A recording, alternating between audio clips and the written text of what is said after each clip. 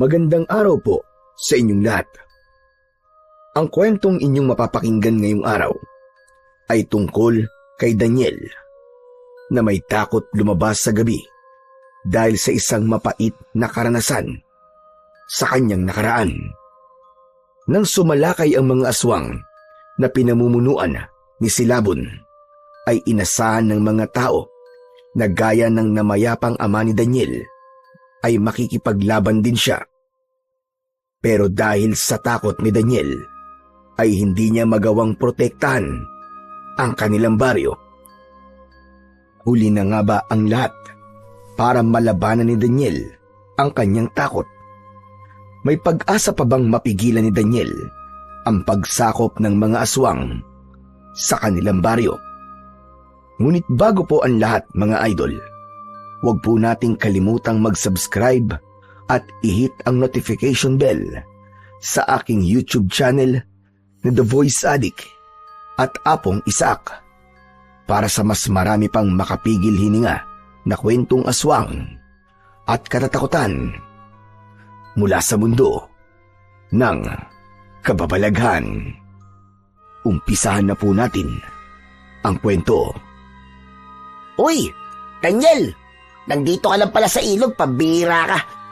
Ano na naman bang ginagawa mo rito? Hindi mo ba nakikita? May hawak akong sibat. Di nanguhuli ng isda para may pang-ulam kami ni Lola sa Bill mamayang gabi. Ito naman, ang sungit-sungit. Parang nagtatanong lang yung tao eh. Paano? Alam mo naman ang ginagawa ko kapag nagpupunta ako dito sa ilog tapos nagtatanong ka pa. Ano ba yun? Bakit parang hinahanap mo ko? Kung aayain mo ko sa bayan para manood ng sine, sinasabi ko na sa'yo ngayon pa lang, hindi ako sasama. Grabe naman siya. Ang KJ mo naman. Bakit kasi ayaw mo sa akin sumama sa panonood ng sine, ha? Ililibre na nga kita eh. Saka palabas na yung inaabangan kong pelikula. Ang tagal ko pa namang hinintay yun. Ikaw naman kasi. Bakit gusto mo pang sa gabi manood ng sine? Pwede namang ngayon na tapos umuwi tayo bago dumilim. Alam mo namang hindi na ako lumalabas tuwing gabi, di ba? Oo, alam kong takot kang lumabas kapag gabi na.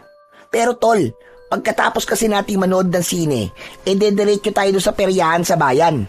Malay mo, maraming chika babes doon, di ba? Ayun, lumabas din ang totoo. Gusto mo lang magpapogi sa mga babae sa peryahan. Pero kahit na anong sabihin mo, hindi talaga ako sasama sa'yo kasi gabi ka panonood eh. Sige na, lumayas ka na rito at nakakaistorbo ka na sa panguhuli ko ng isda. Ikaw talaga kahit kailan ka, oo. KJ mo talaga kahit kailan. Basta, manood tayo na sine mamaya, ha? Diyan ka na nga, KJ. Natatawang sinundan ng tingin ng binatang si Daniel ang kaibigan niyang si Hector. Noong nakaraang linggo pa siya nito, inayang manood ng sine, pero tumanggi na siya dahil gabi nito nais gawin ang bagay na yun. Alam sa buong baryo ni na Daniel ang dahilan kung bakit siya takot lumabas tuwing sasapit na ang gabi. At yun ay dahil sa masalimuot niyang nakaraan. Inatake kasi ng mga aswang ang kanilang bahay isang gabi. Pinatay ng mga aswang ang kanyang nanay at dalawa niyang kapatid na mas nakakatanda sa kanya. Ang tatay naman ni Daniel ang tunay na target ng mga aswang dahil isa itong manunugis at marami itong pinatay mula sa grupo ng isang aswang na namemerwisyo sa isang baryo. Una nang pinatay ng mga aswang ang kanyang ama at isinunod ng mga ito ang pamilya ni Daniel. Simula noon ay nagkaroon na ng nakakatakot na epekto ang gabi para kay Daniel. Kahit bata pa siya nang mangyari yun, ay nadala pa rin niya ang takot na yun hanggang siya ay magbinata. Pakiramdam niya, tuwing sasapit ang gabi, ay may aswang na muling aatake at papatay sa kanya kapag lumabas siya ng bahay. Pagkatapos makahuli ng 4 na malalaking isda sa ilog, ay nagdesisyon ng umuwi si Daniel sa kanilang kubo. Kasama niyang naninirahan doon ang kanyang lola Sabel na siyang kumupkup at nag-alaga sa kanya nang siya ay maulila. Hindi niya kadugo si Lola Sabel. Kapitbahay nila ito na isang matandang dalaga na nagmagandang loob na palakihin si Daniel. Pinunta ni Daniel si Lola Sabel sa likod ng bahay. Naabutan niya itong abala sa pagsisibak ng kahoy. Aba, Daniel, nakauwi ka na pala. Aba, ang laki naman ng mga isdang nahuli mo. Buti naman at hindi na natin iisipin ang ulam mamayang hapunan. Iihawin ko na lamang ang mga yan at gagawa ako ng sausawan na toyo na may kasamang kalamansi at sili. Nako, sigurado marami tayong makakain. Marami nga po sana ang isda sa ilog, pero humuli lang po ako ng sapat para sa ating dalawa. Baka kasi maubusan yung ibang tao ng isda kung sakaling manguhuli din sila, hindi po ba, Lola? Ano ka ba naman? Hindi mauubos ang isda sa ilog. Hindi ba't may mga nagsasabi na may isang diwatang nagbabantay sa ilog na yon? Ang sabi ng mga dating nakatira rito, sinabi sa kanila ng diwata na basta alagaan natin ang ilog ay patuloy na dadami ang isda roon. Parang hindi naman po totoo mga diwata, Lola eh. Pero, Lola, ako na nga po magsisibak ng mga kahoy. Magpahinga na lang po kayo dun sa loob. Ay nako, kaya ko na ito. Saka matatapos na rin naman ako. Eh di ako na lang po ang tatapos niyan, Lola. Matanda na po kayo, Lola. Ako na po ang dapat na gumagawa ng mabibigat na gawain dito sa bahay. Maliban na lang po sa pagluluto kasi wala po akong talento pagdating sa kusina eh. Hayaan mo na kung ako ang tumapos nito. Sige na, matanda na ako kaya mas kailangan kong kumilos-kilos. Parang ehersisyo ko na rin ito. Ang mabuti pa siguro, Apo, ay ayusin mo na lang yung mga paninda kong basahan doon sa loob. Sigurado po ba kayo, Lola Sabel? Siguradong sigurado. Sige na, hayaan mo na ako rito. Saka alam ko naman na pagod ka rin sa paghuhuli mo ng mga isda. Sige na. Sige po, Lola. Pero kapag kailangan niyo po ng tulong, tawagin niyo lang po ako sa loob, ha? Matamis na ngumiti si Lola Sabel kay Daniel. Hindi na ito pinilit ni Daniel at isinabit muna niya ang isda sa may lutuan at saka siya pumasok sa loob ng bahay. Sinimulan niyang ayusin ang mga basahang itinitinda nila. Mahusay na mananahi si Lola Sabel. Hindi lang basahan ang mga tinatahi nito, kundi tumatanggap din ito ng iba pang trabaho na may kinalaman sa pagtatahi. May ginagamit itong lumang makina sa pananahi na bata pa lang si Daniel ay ginagamit na ng matandang babae. Para kay Daniel ay napakapalad niya dahil si Lola Sabel ang kumupkup sa kanya. Kahit hindi siya nito kadugo, ay itinuring siya nito na parabang totoong apo. Pinag-aral siya nito hanggang high school dahil hanggang dun lamang ang kanilang kaya. Ganun pa man, kahit hindi nakapagkolehiyo, ay pangarap pa rin ni Daniel na guminhawa ang kanyang buhay. Hindi lang para sa kanyang sarili, pero para na rin kay Lola Sabel upang magantihan niya ang kabutihan nito. Pagsapit ng gabi, sabay na naghapunan sina Daniel at Lola Sabel. Inulam nila ang mga isdang nahuli ni Daniel kanina sa ilog. Grabe! Ang sarap naman po nitong inihaw nyo, Lola. Tama po na nilagyan nyo ng kamatis at sibuyas yung loob ng isda kasi mas lalo po siyang naging malasa. Parang wala naman akong nilutong hindi ka nasarapan. Minsan tuloy, iniisip ko na baka binobola mo na lamang ako. Naku Lola, hindi po ah. Hindi ko na po kayo kailangan bulahin pagdating sa mga luto nyo. Kasi, totoo naman po lahat ng niluluto nyo ay napakasasarap. Naisip ko nga po na kapag nagkaroon ako ng pera, ipagpapatayo ko po kayo ng isang restoran. Paniguradong dudumugin nyo ng mga tao. Kasi nga po, masarap po ang luto nyo. Mangyayari pa kaya yan? Matanda na ako. Baka mamatay na lang ako. Ay wala pa akong kahit isang karinderya. Mahaba pa po ang buhay nyo, Lola. Maaabutan nyo pa po ako kapag ako'y nag-asawa at nagkaroon na ng mga anak. Tumahimik bigla si Lola Sabel. Napansin ni Daniel na tila naluluwa ito, kaya medyo nabahala siya. Lola Sabel, bakit parang naiiyak po kayo? May nasabi po ba akong masama? Ay wala naman. Naisip ko lang kasi kung ano kaya ang buhay ko kung hindi kita kinupkop. Baka hanggang ngayon ay mag-isa at malungkot pa rin ako. Lola naman eh. Ayoko po na mga ganyang usapan kasi maiiyak din ako eh. Pero salamat po ah. Kasi kayo po ang kumkup sa akin nung namatay po ang aking pamilya. Baka po kung hindi niyo yung ginawa, ay malamang palaboy po ako ngayon. Tama ka. Tama na nga ganitong usapan at magkakaiyakan lang tayo. Ang mabuti pa, kumain na lang tayo. Sandali lang po.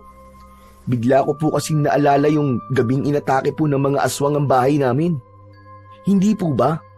Nung pinatay ng mga aswang ang nanay at mga kapatid ko at inakala nilang patay na rin ako, ay sinunog nila ang bahay namin.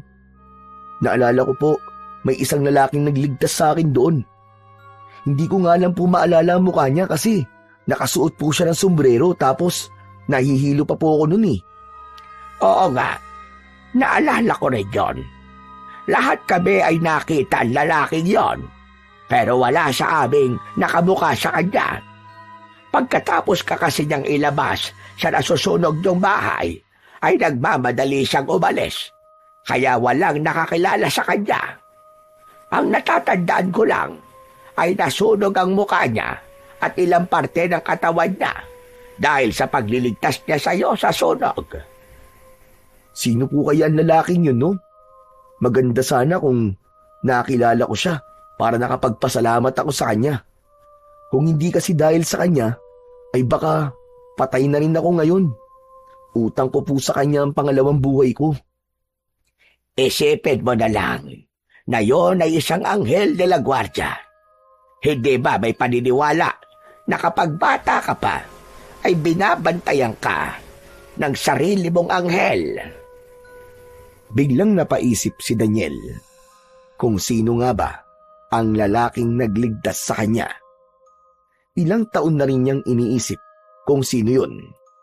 Pero hanggang sa sandaling yun, ay wala pa rin siyang makuwang kasagutan.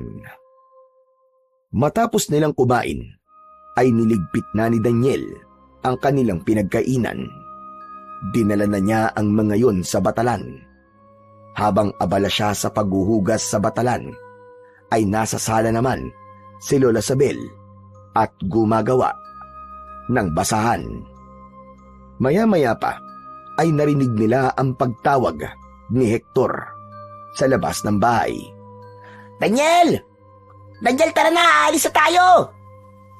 Nagmamadali pero tahimik na lumapit si Daniel kay Lola Sabel. Lola, sabihin niyo po kay Hector na wala ako rito. Ano ka mo? Abay hindi yun maniniwala. Kasi alam nun na hindi ka naman lumalabas tuwing gabi. Ay, oo nga pala, no?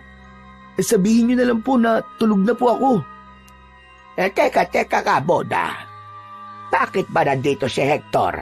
At parang may pupuntahan kayo? Daniel, lumabas ka na dyan! Huwag ka nang matakot! Ako ang bahala sa'yo! Inaaya niya po kasi ako manood ng sine. Libre naman po niya pero yun nga ho eh. Natatakot po talaga akong lumabas kapag ganitong oras na.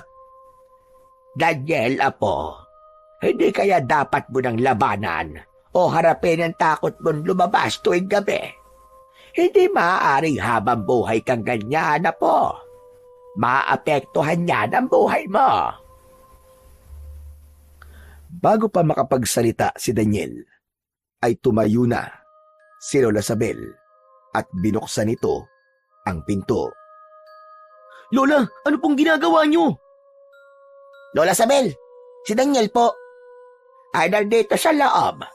Totoo bang ililibre mo siyang manood ng sine? Opo. Pagkatapos po namin manood ng sine, magpupunta po kami doon sa peryahan sa bayan.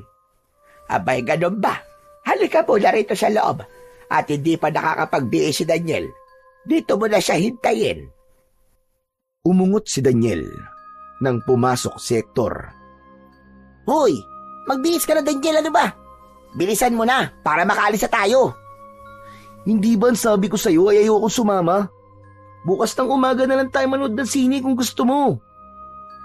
Sarado ang peryahan sa umaga, kaya ngayong gabi tayo dapat magpunta doon. Para naman kasing nananadya ka eh. Alam mo namang hindi ako lumalabas kapag gabi na, di ba? Daniel, iho. Sige na. Sumama ka na kay Hector. Binata ka na. Kaya dapat ay dilalabanan mo na ang takot mo na yan. Hindi maganda, iho. Pero Lola, sige na, apo. Kailangan mo itong gawin para mawala na ng tuluyan ang takot mo na lumabas tuwing gabi. Alam kong mahirap ito para sa iyo. Pero may mga takot na kailangan mong harapin.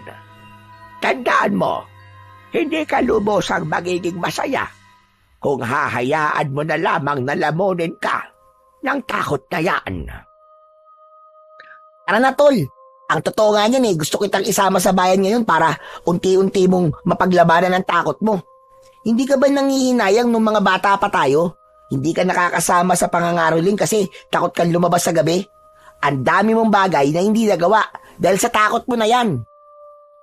Maswerte ka at meron kang kaibigan na kagaya ni Hector, apo. Hindi lahat ng kaibigan ay handa kang tulungan. Marami dyan na kasama mo lang sa saya at katuwaan.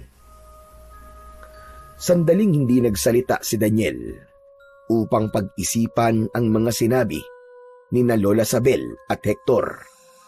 Ang totoo ay matagal niya nang nais mawala ang takot niyang yun.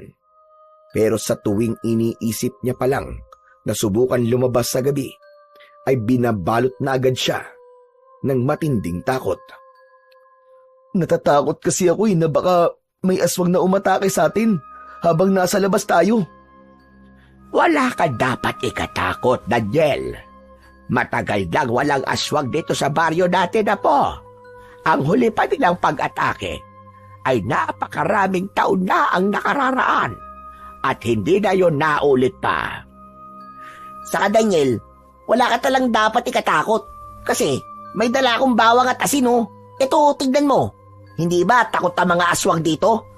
Subukan lang nila. Ipapakain ko sa kanila to. Mula sa bulsa ni Hector ay inilabas nito ang isang plastik na may lamang asin at bawang. Bahagyang natawa si Daniel at naramdaman niya ng sandaling yun ang masidhing kagustuhan ni na Lola Sabel at Hector. Nalabanan niya ang takot na lumabas tuwing gabi. Kaya kahit may pangamba, ay pumayag na lamang siya na sumama kay Hector sa bayan. Matapos magbihis ng maayos na damit, ay lumabas na si Daniel sa bahay kasama si Hector. Hindi pa man sila nakakalayo sa may pinto, ay napahawak na siya sa braso ni Hector. Nanginginig ang kanyang katawan at pakiramdam niya ay may aswang na susulpot sa kung saan. Ayos ka lang ba, tol? Ayos lang ako. Tara na. Nagpatuloy ang dalawa sa paglalakad hanggang makarating na sila sa sakayan ng tricycle. Nagpahatid sila sa bayan at kahit nasa loob ng tricycle ay hindi pa rin nawawala ang takot ni Daniel. Sa buong biyahe ay nakapikit lang siya hanggang sa makarating na sila sa bayan. Pumasok sila sa isang maliit at lumang sinehan. Pinanood nila ang isang pelikulang aksyon na ang bida ay ang paboritong artista ni Hector. Matapos manood ng sine, ay dumiretso ang dalawa sa malapit na peryahan. Ano, tol? Kumusta ka na? Natatakot ka pa rin ba, ha? Oo, parang may aswang na bigla na lamang aatake sa atin. Ganun ang pakiramdam ko eh. Okay lang yan. Hindi naman pwedeng sa isang gabi ay mawawala agad ang takot mo eh. Kailangan masanay ka ng paulit-ulit hanggang sa mawala na yan. Pero alam mo, tol, may aaminin ako sa'yo. Ha? Ano ba yun? Si Lola Sabel talaga nagbigay sa akin ng pera na pampanood natin ng sine kanina. Siyang nakaisip ng planong to para lumabas ka ngayong gabi. Gusto kasi talaga ng lola mo na mawala na yung takot mo na yan eh. Ano? Ginawa talaga yun ni Lola Sabel? Oo naman. Kaya talagang alam ko, mahal na mahal ka talaga ng lola mo. Sa nalamang yun ni Daniel ay napagtanto niya kung gaano siya talaga kamahal ng kanyang lola. Hindi niya inakala na gagawin yun ni Lola Sabel para lang mawala ang takot niyang lumabas tuwing gabi. Kahit hindi pa rin nawala ang takot ni Daniel, ay masaya pa rin siya dahil labis siyang nalibang sa peryahan kasama si Hector. Halos hating gabi na nang makauwi siya sa bahay. Naabutan niya si Lola Sabel na gumagawa pa rin ng basahan. Bakit hindi pa po kayo natutulog, Lola? Gabing-gabi na po ah. Nililibang ko labang ang sarili ko habang naghihintay sa pag-uwi mo, Apo. O ano? Kumusta ang lakad yun ni Hector sa bayan? Masaya naman po, Lola. Grabe, ang saya po dun sa peryahan. Sumakay po kami ng Ferris wheel, saka octopus. Aba, mukhang masaya ka yun. O sige na, Apo. Magpalit ka na ng damit mo para makatulog na tayo. Ililigpit ko lang itong mga basahan. Lola, sinabi po sa akin ni Hector na kayo po pala ang nakaisip na lumabas ako ngayong gabi. Sinabi sa'yo yun ni Hector? Opo. Hay nako. Ang sabi ko kay Hector ay huwag ipapaalam sa'yo. Napakadaldal talaga ng taong yon. Lola, maraming salamat po ah. Salamat po kasi tinutulungan niyo po akong labanan ng takot kong to. Apo, gagawin ko ang lahat para mawala ang takot mo na yan. Nag-aalala kasi ako kapag dumating ang panahong wala na ako sa tabi mo. Hindi ka mabubuhay ng maayos kung takot kang lumabas tuwing gabi. Paano kung may kailangan kang gawin sa labas? Tapos gabi, hindi ba? Lola naman huwag naman po kayo magsalita ng ganyan. Mahaba pa po ang buhay niyo. Pero Lola, salamat po talaga ha. Talagang mahal na mahal niyo po ako, Lola. Siyempre naman, Daniel, Apo. Ibinabalik ko lang ang pagmamahal na ibinibigay mo sa akin. Napangiti si Daniel sa sinabing yun ni Lola Sabel. Lumapit siya sa kanyang lola at mahigpit niya itong niyakap. Ngunit sa gitna ng kanilang yakapan ay nakarinig sila ng sigawan sa labas. Tila may mga taong nagkakagulo, may mga humihingi ng tulong at may mga batang umiiyak. Kumalas si Daniel sa pagkakayakap sa kanyang lola at may pagtatakang nagkatinginan ang dalawa. Anong nangyayari? Bakit nagkakagulo ang mga tao sa labas? Hindi ko po alam. Ang mabuti pa po siguro silipin po natin. Lumapit si Daniel sa bintana habang nakasunod naman sa kanya si Lola Sabel. Binuksan niya ang bintana at sabay silang tumingin sa labas. Nung una ay mga taong tumatakbo lang ang kanilang nakita hanggang sa natanaw na nila ang mga aswang na umaatake sa mga bahay-bahay. Napakaraming aswang na nasa kanilang baryo ng gabing yun. Diyos ka, pahabagin langit. Panaginip lang ba ito? Bakit may mga aswang dito sa ating baryo? Nanigas ang buong katawan ni Daniel. Hindi siya makagalaw sa kanyang kinatatayuan. Nanlamig ang mga palad at talampakan niya habang nanlalaki ang kanyang mga mata. Nakatitig siya sa mga aswang habang bumabalik sa kanyang alaala ang gabing umatake sa bahay nila ang mga aswang. Naalala niya kung paano pinatay ng mga aswang ang kanyang ina at mga kapatid. Maging ang pagkagat ng aswang sa kanyang leeg ay bumalik din sa kanyang isipan. Isinarado ni Lola Sabel ang bintana. Kinuha nito ang nakasabit na medalyon sa dingding at may dasal itong ibinulong doon. Saka nito yun isinabit sa itaas ng kanilang pinto. Lola, may mga aswang! Baka pumasok po sila dito! Biglang nagwala si Daniel. Nilukob siya ng labis na takot. Hindi siya mapakali at hindi niya alam kung ano ang gagawin niya. Lola, anong gagawin natin? Makakapasok sila rito, Lola. Papatay din na tayo, Lola. Kailangan natin tumakas. Humilahon ka. Daniel, humilahon ka. Hindi sila makakapasok dito sa bahay natin. Nakikita mo ba ang medalyon na isinabit ko doon sa may pinto? Hindi ba't ang tatay mo ang nagbigay doon sa akin dati bilang proteksyon sa bahay na ito laban sa mga aswang?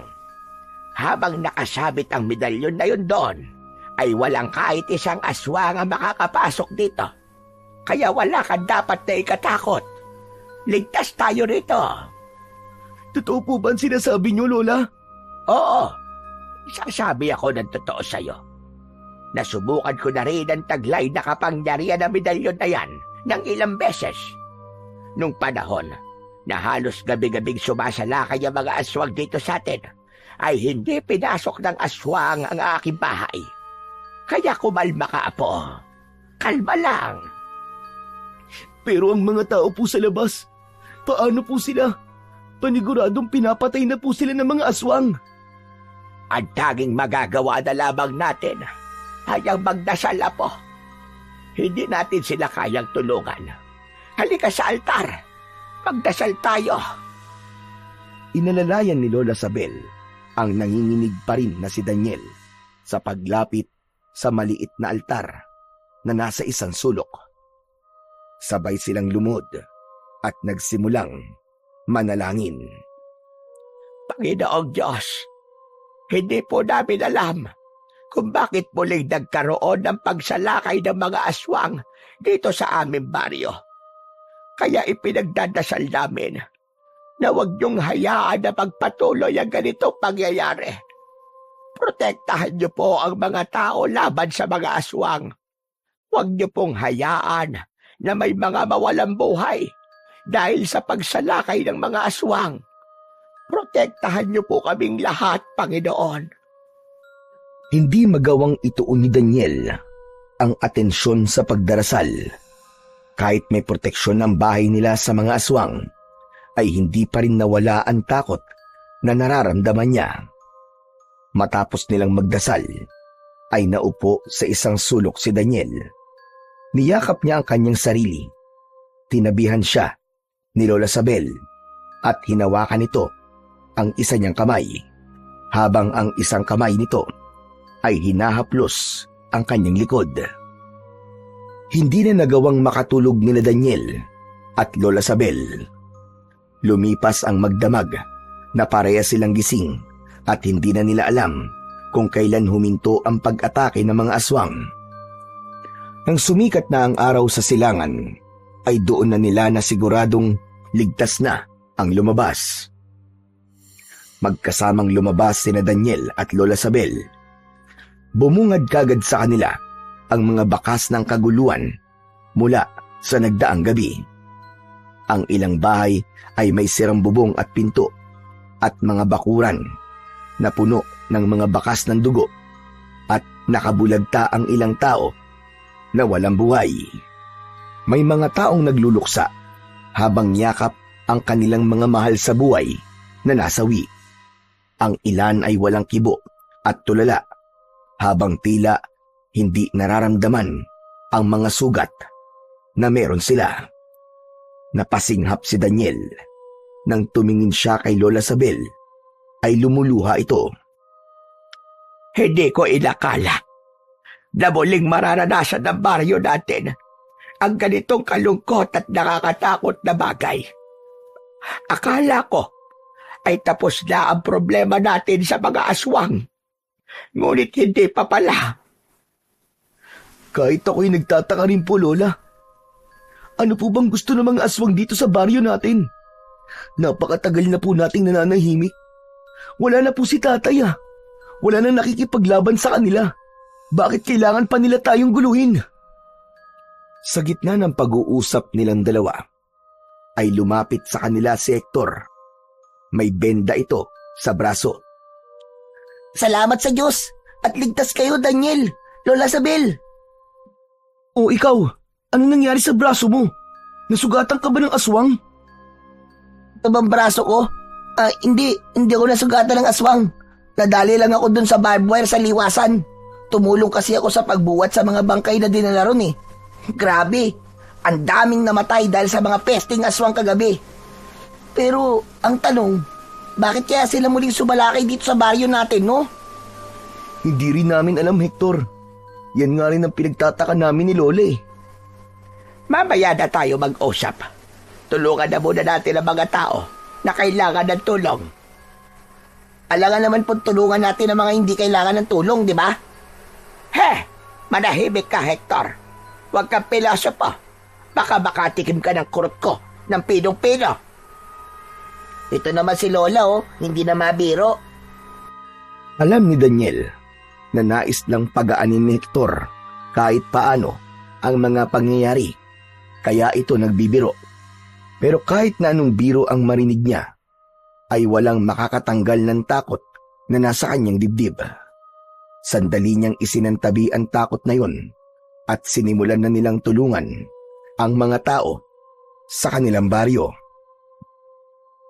Nanghihina si Daniel nang bumalik sila ni Lola Sabel sa kanilang bahay, hindi dahil sa pagod, kundi dahil sa nangyari sa lugar nila. Hindi muna siya pumasok, bagkus ay naupo siya sa mahabang upuan na nasa harapan ng kanilang bahay. Tumabi sa kanya si Lola Sabel. Alam ko ang iniisip mo, Daniel. Iniisip mo kung muli ba sasalakay ang mga aswang.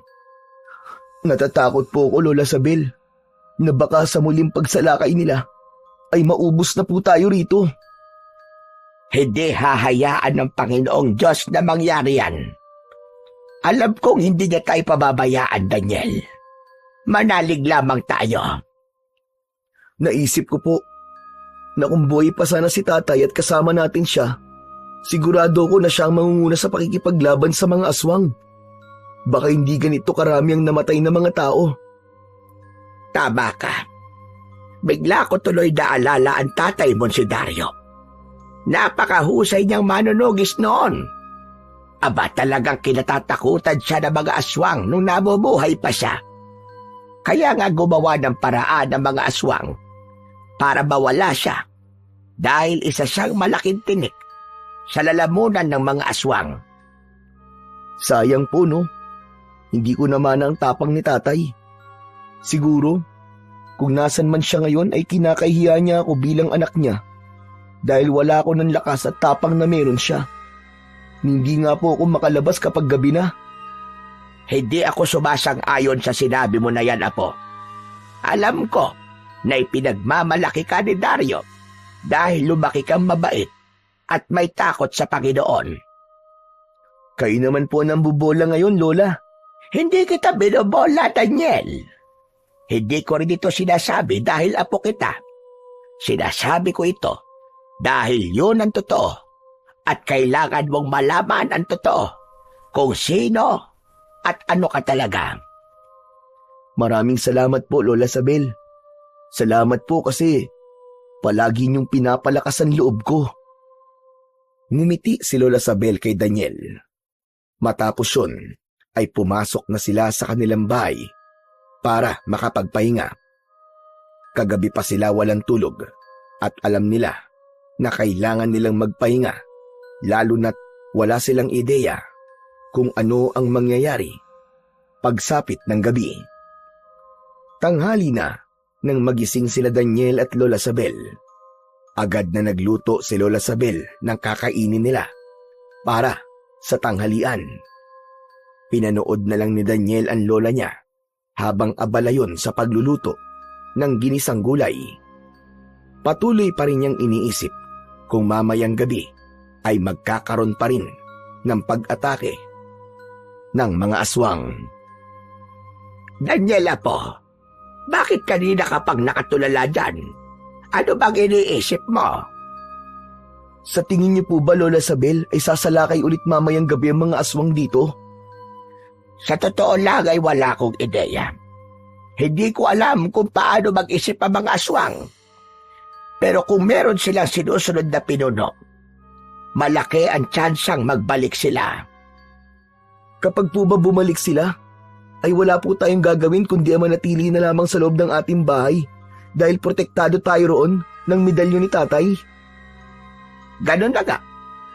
Hindi rin naman natin kayang makipaglaban. Alam kong iniisip mo mga tao dito sa baryo.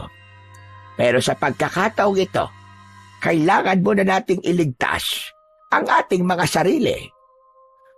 Nang sandaling yun, ay biglang dumating si Hector. Napangiti ito nang makitang nagluluto si Lola Sabel. Uy! Tamang-tama pala ang punta ko. Nagluluto ka na, Lola. Dito muna ako makikikain sa inyo, ha? Alam mo talaga ang oras ng pagkain namin dito, hane. Grabe ka naman sa akin, Lola Sabel. Talaga kasing pupunta ako rito kasi may sasabihin ako kay Daniel, eh. Ano namang sasabihin mo sa akin, Tol? Kasi, Tol, nandun ako kanina sa umpukan ng mga tao. Nag-uusap-usap sila doon. Pinag-uusapan nila kung sino na raw ang magtatanggol sa atin sa mga aswang kapag muli sila sumalakay. Nabanggit nga nila tatay mo kasi naaalala nila kung gaano kagaling na manunugis si Mang Dario. Yan lang ba talaga ang sasabihin mo? Meron pa. Ang sabi ng mga tao, bilang ikaw daw ang anak ni Mang Dario, ay umaasa sila na ikaw ang susunod sa yapak niya. Dapat daw ay ikaw ang makipaglaban sa mga aswang. Kasi, Tol, sabi nila, kung hindi mo raw yung gagawin, ay parang pinapatunayan mo lang na wala lang sa iyo ang pagkamatay ng pamilya mo. Dapat daw ay maghiganti ka sa mga aswang. Dali lang. At bakit naman nila nasasabi ang mga bagay na yan? Hindi porke anak na manunugis si Daniel ay dapat maging ganun din siya. Abay, teka nga. Sino ba yung mga nagsasabi na yan, Hector? Pupuntahan ko sila at sasampalin ko sila isa-isa. Lola, huminahon po kayo. Hindi niyo po kailangan manakit. Hayaan niyo na po ang mga tao na sabihin nila ang tungkol sa akin. Isa pa, Lola, sigurado po ako na nasasabi lang nila yon kasi gusto nila na mayroon tayong maging tagapagtanggol kagaya noon. Natatakot lang po sila para sa mga buhay nila. Bakit tayo? Hindi ba tayo natatakot sa mga buhay natin?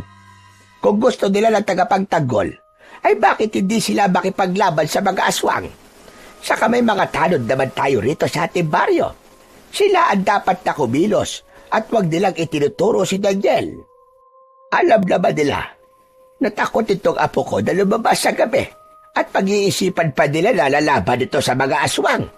Mabuti sana kung sa umaga umaatake ang mga damuhong yon. Lola, kumalma po kayo. Ang puso niyo po. Baka mamaya po atakihin po kayo kahit wala kayong sakit sa puso. Ako ay talagang naha-high blood sa mga taong yan. Kasi naman Hector Bakit sinabi mo pa? Siyempre naman, kaibigan mo ako kaya dapat malaman mo mga sinasabi ng mga tao tungkol sa'yo. Kahit nga ako nagalit nung narinig ko mga sinabi nila. Dapat kasi sinabi mo sa akin yan nang hindi nakaharap si Lola. Mas maganda nga na malaman ko yan, Apo. Pero wag mong isipin ang mga bagay na sinasabi nila tungkol sa'yo. Gaya na sinabi ko sa'yo kanina, ang sarili mo na natin ang iisipin natin ngayon. Saka hindi ka obligadong makipaglaban sa mga aswang dahil anak ka ng isang manunugis. Naiintindihan mo ba? Opo, naiintindihan ko po, Lola Sabel. Ngunit sa loob-loob ni Daniel ay nasaktan siya nang malaman niya ang sinasabi ng mga tao tungkol sa kanya. Bukod doon, ay nanliit ang tingin niya sa kanyang sarili. Napagtanto niya na mahirap pala ang maging anak ng isang kilalang tao dahil aasahan ng mga tao na magiging kagaya rin siya ng kanyang ama na manunugis. Ilang oras bago tuluyang sumapit ang dilim, ay nagkaroon ng misa sa maliit na simbahan sa baryo ni Daniel. Halos lahat ay dumalo roon upang ipagdasal ang kanilang baryo. Ipinagdasal ni Daniel na sana ay wag nang umatake ang mga aswang sa baryo nila. Matapos ang misa, ay lumabas na ng simbahan ang mga tao. Hindi sumabay sina Daniel at Lola Sabel sa dagsa ng mga taong lumabas ng simbahan. Nang kakaunti na ang nasa loob ng simbahan, ay saka sila tumayo. Pagkalabas nila ng simbahan, ay nakita nila si Kapitan Mario, nakausap ang kanilang pari. Nang makita sila ni Kapitan Mario, ay lumapit ito sa kanila. Anong kailangan mo sa amin, Kapitan? Kung lumapit ka sa amin para sabihin kay Daniel na kailangan niyang makipaglaban sa mga aswang, ay huwag mo nang tangkain. Sandali lang, Lola Sabel. Lumapit ako sa inyo para kumustahin kayo. Saka, bakit niyo ba nasabi ang bagay na yan? Aba, nakarating na sa amin na nag-uusap-usap pa lang ilang mga tao rito. At sinasabi na dapat ay makipaglaban daw si Daniel sa mga aswang dahil anak siya ng manunugis. Tama ba? Tama ba yon? Hindi porket anak si Daniel ni Dario ay magiging ganun na rin siya. Tama naman ho kayo, Lola. Pero ikaw ba, Daniel? Kaya mo bang makipaglaban sa mga aswang? Naku, Kapitan, hindi po eh.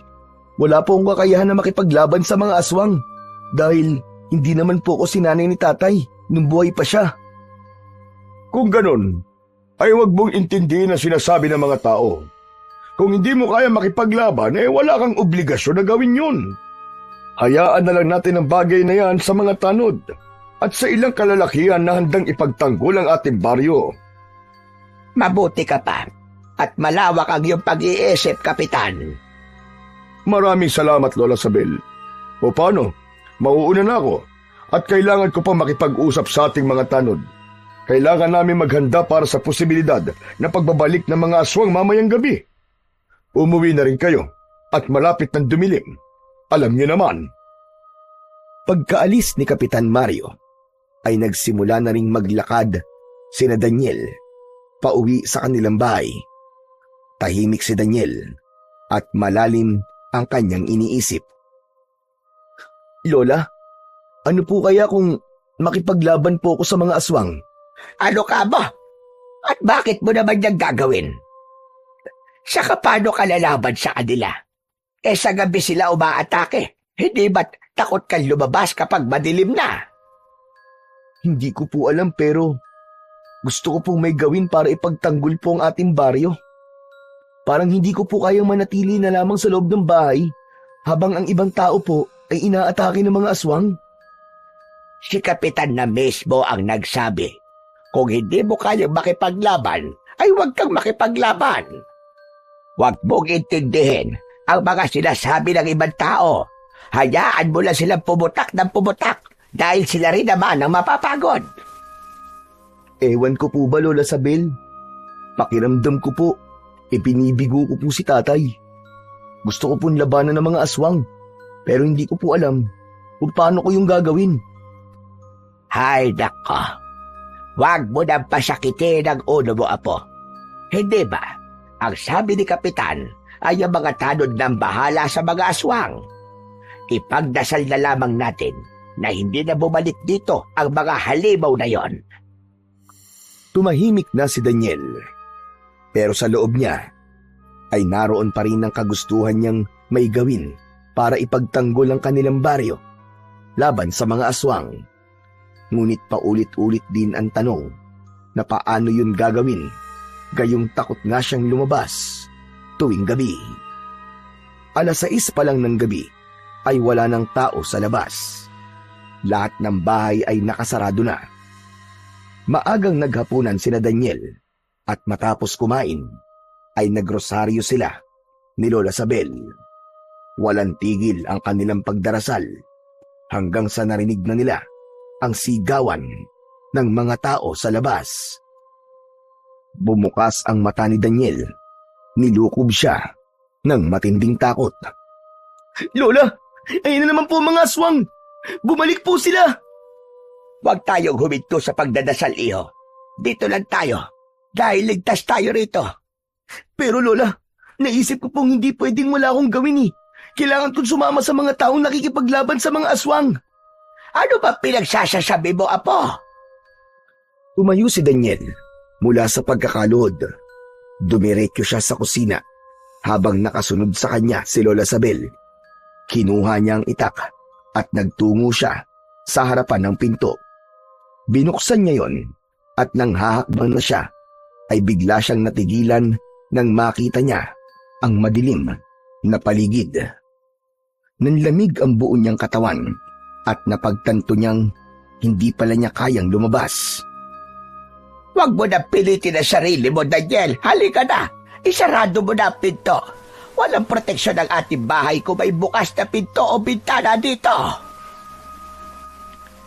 Hindi pa rin makagalaw si Daniel hanggang sa isang aswang ang biglang sumulpot sa kanyang harapan. Hinila siya ng aswang palabas. Hoy! Pakawalan mo ang apo ko! Walang hiya kang aswang ka! Walang nagawa si Daniel. Sinundan siya ni Lola Sabel, pero isang aswang pa ang hinawakan ng lola niya sa braso. Dinala sila ng aswang sa gitnang bahagi ng baryo kung saan naroon ang ibang mga tao. Nakaluhod ang mga yon sa harapan ng isang mas malaking aswang.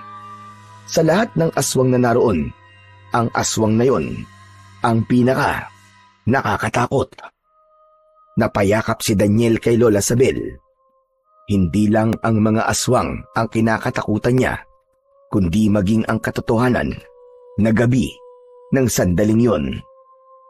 Lola, natatakot ako. Huwag ka mag-alala. Nandito lang ako sa tabi mo, Apo. Hindi kita pababayaan. Sa paligid nila ay naghahalo ang ingay ng iyak ng mga tao. Lahat ay takot na takot, lalo na't napapalibutan sila ng mga aswang. Hanggang sa nagsalita na ang malaking aswang na nasa kanilang unahan. Manahimik kayong lahat. Ayokong makakarinig ng ingay at pag-iyak. Kapag hindi niyo ako sinunod, ay papatayin namin kayong lahat. Ako si Silabon. Ako ang pinuno ng mga aswang na nasa inyong baryo ngayon. Nandito kami upang sakupin ang inyong baryo. Nais namin gawing aming bagong kuta ang baryong ito. At kayong lahat, kayo ay magiging mga alipin at pagkain sa tuwing kami ay magugutom. Kung sino man ang lalabag sa aking kautusan at kung sino magtatangkad tumakas, ay kamatayan ang kaparusahan. Bayas kayo rito sa amin. Amin ang lugar na ito. At hindi namin papayagan ang pananakop na kahit na sino rito. Kahit kayong mga aswang pa. Lola, tumahimik na lang kayo. Sino ang matapang na nagsalita? Bakit hindi ka magpakilala sa akin? At harap-harapan mong ipakita sa akin ang iyong katapangan. Hindi makapaniwala ang lahat nang tumayo si Lola Sabel. Ako ang nagsalita. Umalis na kayo rito. Huwag nyo nagtangkaing sakupin ang aming lugar dahil wala kami balak na magpaalipin sa mga demonyong katulad ninyo. Teka lang po, Huwag niyo na pong pansinin ang lola ko. Hindi po niya alam ang kanyang sinasabi. Dalhin niyo sa akin ang matandang babae. 2 aswang ang agad na kumilos. Hinawakan ng mga yon si Lola Sabel sa magkabila ang braso. Nagpumiglas ang matanda. Sinubukan ni Daniel na tulungan si Lola Sabel, pero nang tignan siya ng mga aswang at umangil ang mga yon, ay napaatras siya sa labis na takot. Dinala ng mga aswang si Lola Sabel sa harapan ni Silabon. Parang awa niyo na po! Huwag niyong sasaktan ang lola ko! Masyado kang matapang, tanda. Ano bang ipinagmamalaki mo? Wala akong ipinagmamalaki. Pero alam ko ang dapat kong ipaglaban. Ngayon, pagmasdan niyong lahat kung ano ang mangyayari sa mga taong susuway at kakalaban sa akin.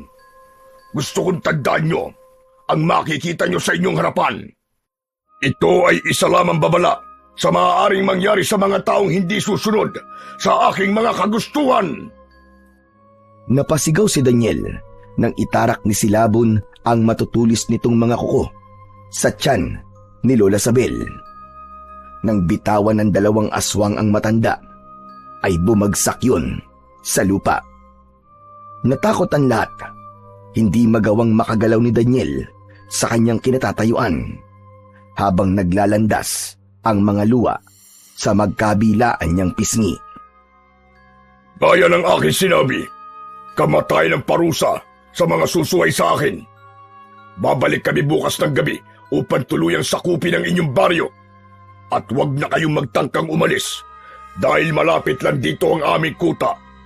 May mga nagbabantay sa labasan sa baryong ito at lahat ng mahuhuling aalis ay papatayin at gagawin kong pagkain. Matapos yung sabihin ni Silabon, ay sabay-sabay na nagpulasan palis ang mga aswang. Nang wala nang natirang aswang, ay pinalibutan ng mga tao ang katawan ni Lola Sabel. Nagmamadaling lumapit si Daniel sa kanyang lola at hinawi niya ang mga tao. Agad niyang niyakap si Lola Sabel habang umiiyak. Halos kasabay niyang lumapit dito ang kaibigan niya na si Hector. Lola! Lola, gumising po kayo! Lola! Huwag niyo po akong iiwan, Lola! Lola!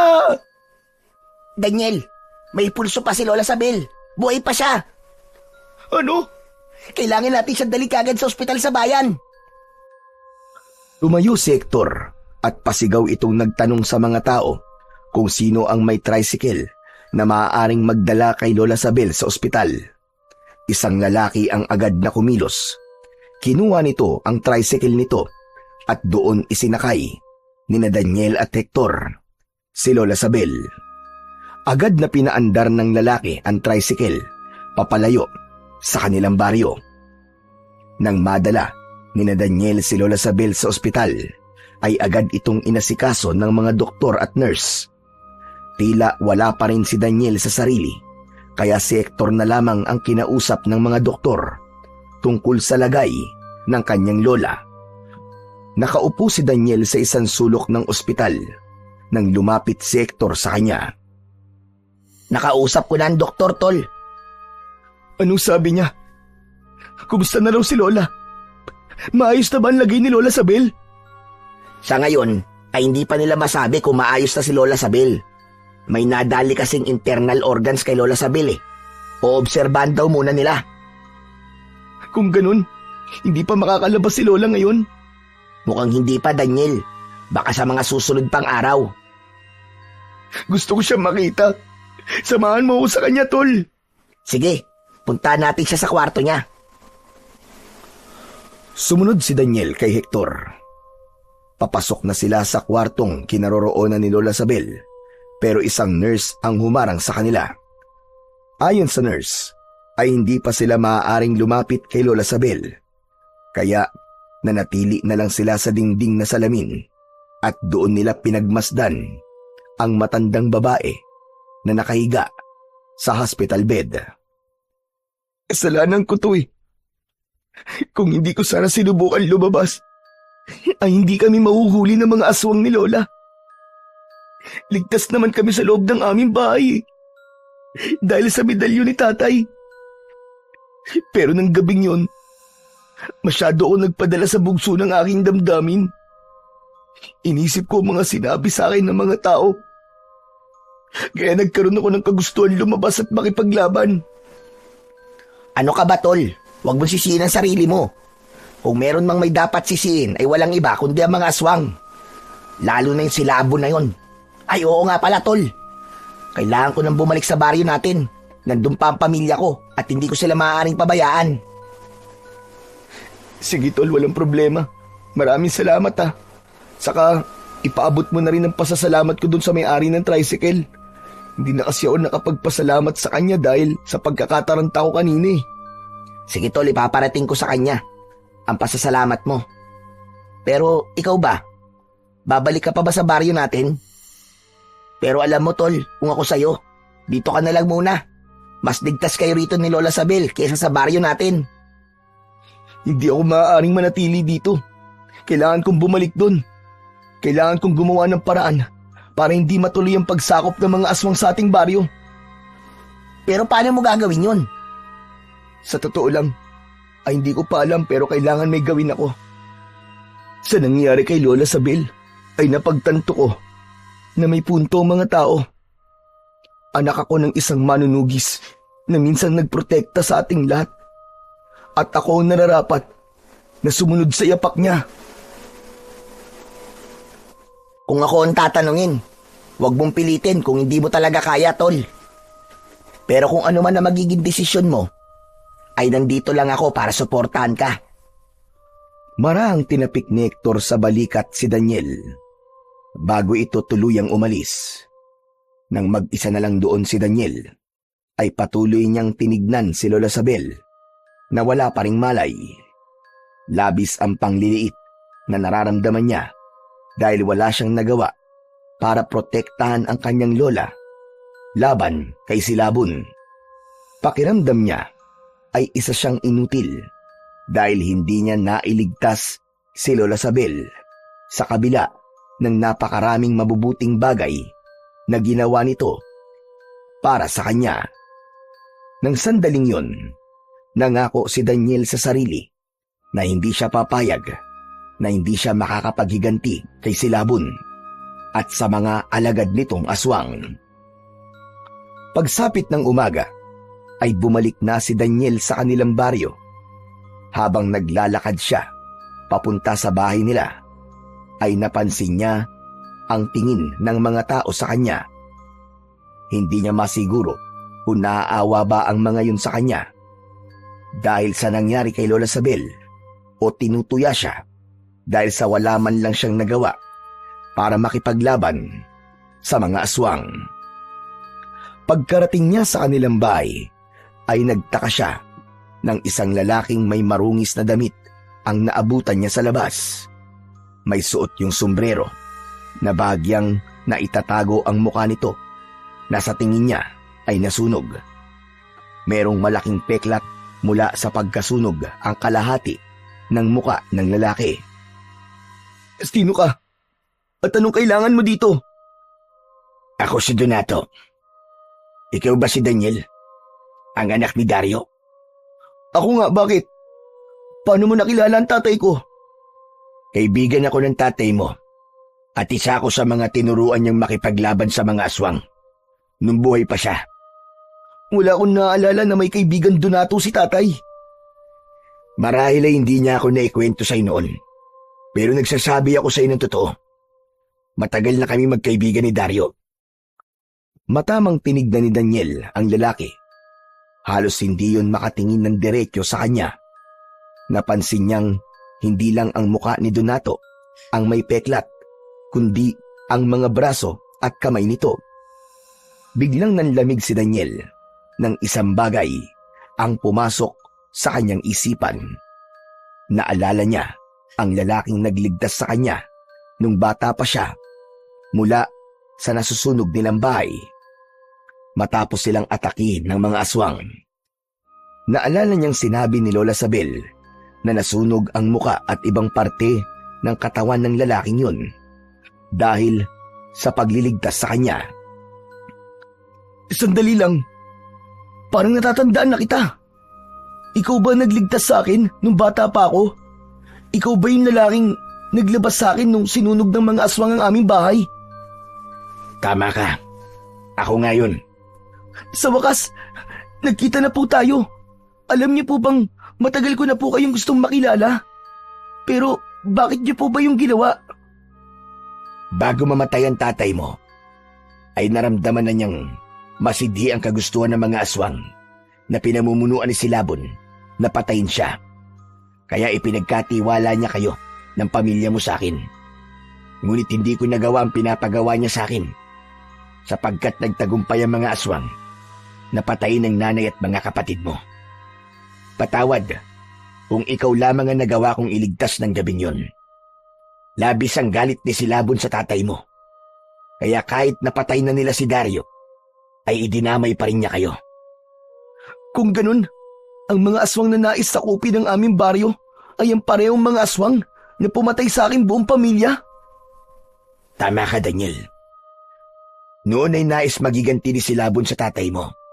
Pero ngayong kailangan nila ang mas malaking kuta, ay nais na nilang sakupin ang inyong baryo upang gawin itong kanilang bagong kuta. Bago po tayo mag-usap tungkol kay Silabon, ay gusto ko po munang magpasalamat sa inyo sa pagliligtas niyo po sa aking buhay. Napakalaki po ng utang na loob ko sa inyo, Mang Donato. Kung di niyo po ako iniligtas nun, ay malamang patay na rin po ako ngayon. Maraming salamat po talaga sa inyo. Wala kang dapat na ipagpasalamat sa akin, Daniel. Ginawa ko lang kung anong dapat kong gawin. Isa pa, malaki ang utang na loob ko kay Dario dahil siya nagsanay sa akin upang maging isang manunugis. Kaya hanggang ngayon ay nagagawa kong protekta ng aming baryo sa tuwing may umaatake roong aswang. Dapat lang po ako magpasalamat sa inyo, Mang Donato. Hindi po biro ang isugal niyo ang sarili niyong buhay para iligtas ako noon. Pero bakit po pala kayo narito ngayon? Bago ko sagutin ang katanungan mong yan, ay maaari ba tayong pumasok sa bahay niyo? Mas makabubuti kung sa loob tayo mag-uusap. Ay, oo nga pala, sige po. Halika po sa loob. Naunang pumasok si Daniel sa bahay at sumunod sa kanya si Donato. Pinaupo niya ito at binigyan ng isang basong tubig. Matapos yun, ay naupo si Daniel sa tabi ng lalaki. Ayoko nang magpaligoy-ligoy pa, Daniel. Sinabi noon sa akin ni Dario na kapag may nangyaring masama sa kanya, ayoko magsasanay sa'yo bilang isang manunugis. Nandito ako sa baryo nyo dahil nais ko nang gawin ang bagay na yon. Sasanayin niyo po ako na makipaglaban sa mga aswang? Pero paano ko po gagawin yun? May takot po kasi ako na lumabas tuwing gabi. Nabuo po ang takot ko na yun dahil po sa pagpatay ng mga aswang sa aking pamilya. Pakiramdam ko po sa tuwing lalabas ako kapag gabi ay may aswang po napapatay sa akin. Hindi ito ang oras para matakot ka. Ito ang oras para subukan mo maging matapang kung ayaw mo magtagumpay si Silabon na sakupin ang inyong baryo. Kailangan ng kahit na isang tagapagtanggol ng baryong ito at ikaw lamang ang karapat dapat sa bagay na yon. Alam ko na sa sandaling ito ay pinagdududahan mong iyong sarili. Pero maniwala ka sa aking sasabihin. Kaya mo maging kagaya ng iyong ama at kaya mo rin siyang maigitan. Magagawa mong protekta ng inyong baryo mula kay Silabon. Gamitin mo ang galit mo sa pagpatay niya sa iyong pamilya upang mag-apoy ang tapang na matagal nang natutulog dyan sa iyong puso. Hindi ko po alam kung kaya kong ipagtanggol ang baryong to gaya ng ginawa ni tatay noon. Kaya mo, Daniel. Kaya mo. Maniwala ka sa iyong sariling kakayahan. Tandaan mo, anak ka ng isang mahusay na manunugis. Ang dugo ni Dario ay dumadaloy sa iyong katawan. Kaya ako nandito ay para tulungan kang maging handa. At kailangan na nating simulan kagad ang pagsasanay. Dahil mamayang gabi na, babalik sila Silabon. Nababahalang napatingin si Daniel kay Donato.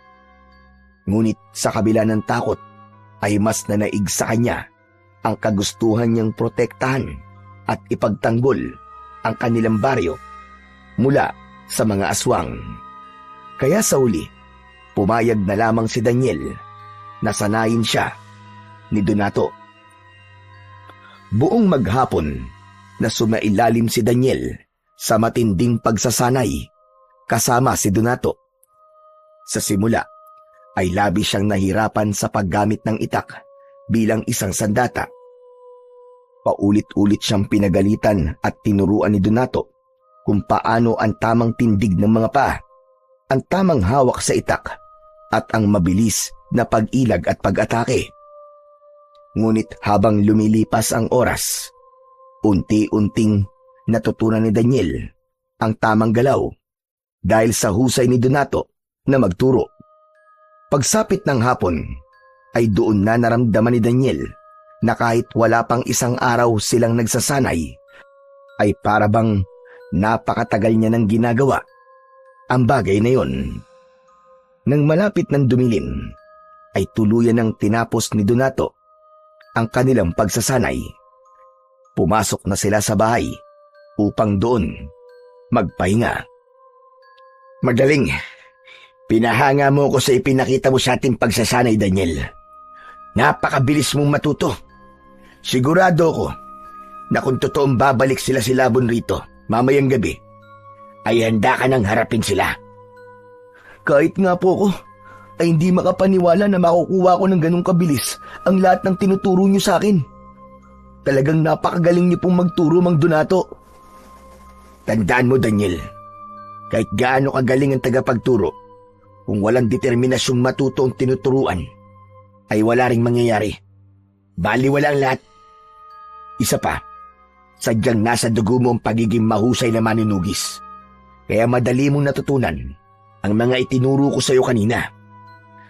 Pero, may isang bagay lang po akong ikinakabahala. Hindi ko pa rin po kasi alam kung kaya ko nang lumabas mamayang gabi. Natatakot pa rin po ako kaya para walang silbi kahit marunong na ako makipaglaban. Kung hindi ko po kayang lumabas para harapin ng mga aswang lalo na po si Silabon. Nasaksihan ko ang lahat ng mga nangyari dito. Nang sumalakay ang mga aswang. Nakita ko ang ginawa ni Silabon sa iyong lola. Alam ko ring nakita mo ang takot ng mga tao. Gamitin mo ang mga bagay na yun, Daniel, para maging inspirasyon mo. Kailangan mong labanan ang takot mo na yan. Isipin mo kung ano ang mangyayari sa lahat ng tao dito sa inyong baryo kung sakaling hindi ka kikilos at walang magtatanggol sa mga tao. Ikaw lang, Daniel. Ikaw lang ang maaaring pumalit sa iyong ama bilang tagapagtanggol ng baryong ito. Maraming salamat po, Mang Donato. Kahit paano po ay lumakas ang loob ko dahil po sa mga sinabi niyo. Gagawin ko rin pong inspirasyon ng pagkamatay ng aking pamilya. Kailangan ko pong ipagiganti ang kanilang pagkasawi sa kamay ng mga aswang na yun. Ganyan nga, Daniel. Ganyan nga. Pero wag mong isipin na ito ay isang pagiganti, kundi pagbibigay ng ustisya. Kailangan mo maging matapang dahil hindi maaaring habang buhay kang mabuhay sa takot. Huwag kang masyadong mag-alala dahil sasamahan kita sa laban mo ngayong gabi. Nais ko na kasama mo ko sa una mong pakikipaglaban sa mga aswang. Talaga po? Sasamahan niyo po ako mamayang gabi? Oo naman. Kahit na ilabas mo na ang husay mo, ay hindi ko pwedeng hayaan na mag-isa kang lumaban. Dahil unang beses ka palang lalaban sa kanila. Salamat po. Kung buhay siguro si tatay, paniguradong siya ang kasama ko sa unang beses na makikipaglaban ako sa mga aswang. Kung ganon, ay isipin mo na lang na ako si Dario at baka sakaling mas maging inspirado ka mamaya. Napangiti si Daniel habang nakatingin kay Mang Donato.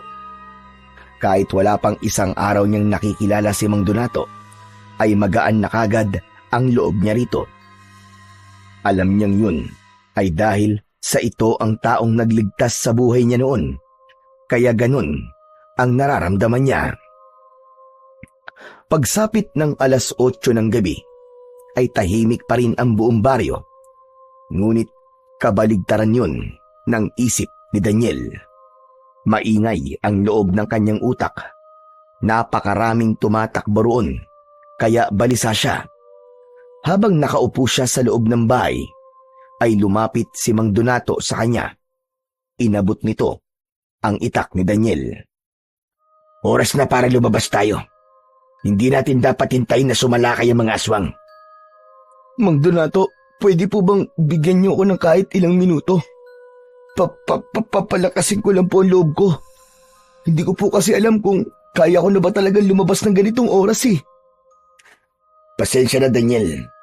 Pero hindi kita mapagbibigyan sa gusto mo. Kailangan mo nang harapin ang takot mo ngayon. Dapat ay mawala na yan ngayong gabi. Isang malalim na paghinga ang pinakawalan ni Daniel. Sa kanya kinuha kay Mang Donato ang itak. Tumayo na siya at sumunod siya kay Donato nang lumabas ito. Nang nasa bungad na ng pintuan si Daniel, ay napahinto siya. Nanginig ang buong katawan niya. Mariin siyang pumikit nang biglang bumalik sa kanyang alaala ang gabing pinatay ng mga aswang, ang kanyang nanay at mga kapatid. Daniel, tignan mo ko. Daniel! Ibinukas ni Daniel ang kanyang mga mata. Nasa harapan niya si Donato habang nakalad ang isang kamay. Mang Donato, hindi ko po yata kaya. Natatakot po talaga ako lumabas kapag ganitong gabi na. Huwag mong isipin na hindi mo kaya. Ang isipin mo ay ang mga buhay na maaaring mawala kapag hindi ka lumabas at nakipaglaban. Maniwala kang kaya mo, gaya ng paniniwala kong kaya mong alisin ang takot na yan, Daniel. Pinagpawisan ng malamig si Daniel. Pilit niyang pinakalma ang sarili at inabot niya ang kamay ni Mang Donato. Nang maglapat ang mga palad nila, ay may kung anong mahika ang nangyari at nawala ang kaba ni Daniel. Tuluyan na siyang lumabas ng bahay. Magaling, Daniel. Magaling. Walang nakakatakot lumabas ng ganitong oras. Yan ang palagi mong isipin. O ano? Kumusta ang pakiramdam mo? Medyo nawawala na po ang takot ko. Mula sa bulsa ni Donato ay may kinuha itong isang medalyon. Isinabit nito yon sa leeg ni Daniel. Tinignan ni Daniel ang medalyon. Meron yung mga nakaukit na kakaibang simbolo. May pagtataka siyang tumingin kay Mang Donato. Ano pong medalyon na to, Mang Donato? Ang medalyon na yan ay pagmamay-ari ng tatay mo. Inihabili niya yan sa akin at ang sabi niya ay ibigay ko yan sa iyo sa tamang panahon. Naniniwala ako na ngayon na ang tamang panahon para mapunta sa iyo yan, Daniel. Ano pong nagagawa ng medalyon na to? Yan ay isang agimat na isinusuot noon ni Dario sa tuwing nakikipaglaban siya sa mga aswang. Magbibigay yan sa iyo ng kakaibang lakas at bilis. Kahit paano, ay meron din yan taglay na proteksyon mula sa mga aswang. Hindi ka basta-basta masusugatan ng mga aswang, maliban na lamang kung sila ay tunay na malakas at makapangyarihan. Gaya po ba ni Silabon? Tama ka. Masyadong malakas nga si Silabon. Kaya malaki ang posibilidad na masugatan kanya kahit suot mong agimat na yan. Pero kung ang mga alagad niya lang ang magtatangkan sugatan ka, ay maaaring hindi tumalab sa iyo mga kuko at matutulis nilang mga ngipin. Kaya po pala ang galing ni tatay na makipaglaban sa mga aswang ay dahil sa agimat na to. Hindi niya po kasi ito nabanggit sa amin noon eh. Yan ay konting tulong lang. Tandaan mo na walang silbi ang kahit na anong makapangyarihang agimat kung takot o hindi marunong makipaglaban ang may suot nito. Ibinigay ko rin yan sa iyo para lumakas ang loob mo. Nararamdaman mo na ba ngayon ang kapangyarihan ng agimat? Opo. Parang bigla pong gumaan ang pakiramdam ko. Saka parang may maliliit na bultahe ng kuryente na dumadaloy po sa mga ugat ko. Ibig sabihin yan, tinanggap ka na ng agimat bilang bago nitong tagapangalaga. Simula ngayon, ay palagi mo na yung isusuot, Daniel, upang mas maging malakas ang koneksyon mo sa agimat. Opo, Mang Donato. Tatandaan ko po ang mga sinabi nyo. Papahalagaan ko po ang agimat na to, lalo na't alam ko pong nanggaling po to kay tatay. Maya-maya pa ay biglang natigilan si Mang Donato. Naging malikot ang mga mata nito na para bang may kung anong hindi magandang mangyayari.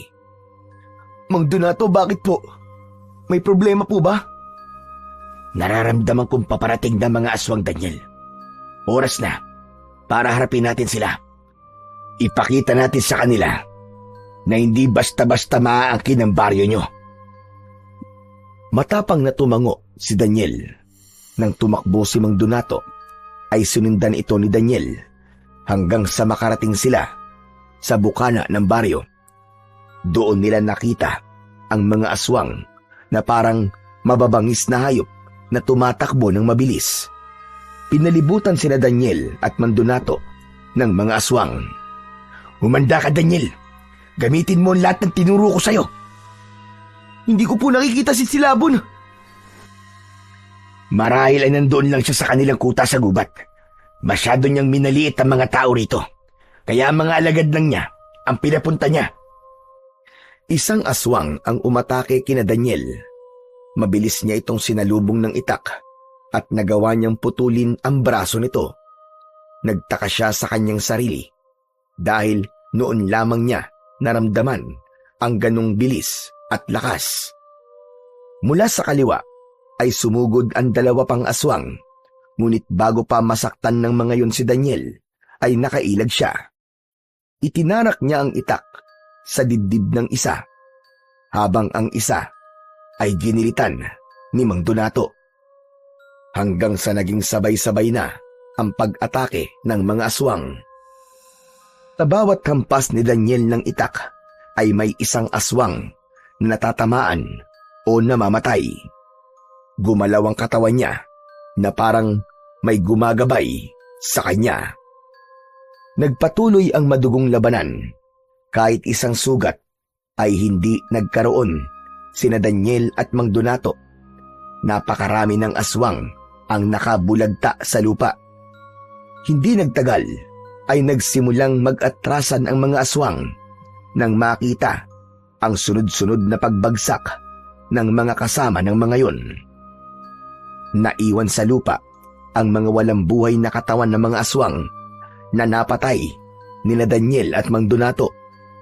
Humihingal si Daniel, ngunit dama niya ang kakaibang lakas na dumadaloy pa rin sa kanyang mga ugat.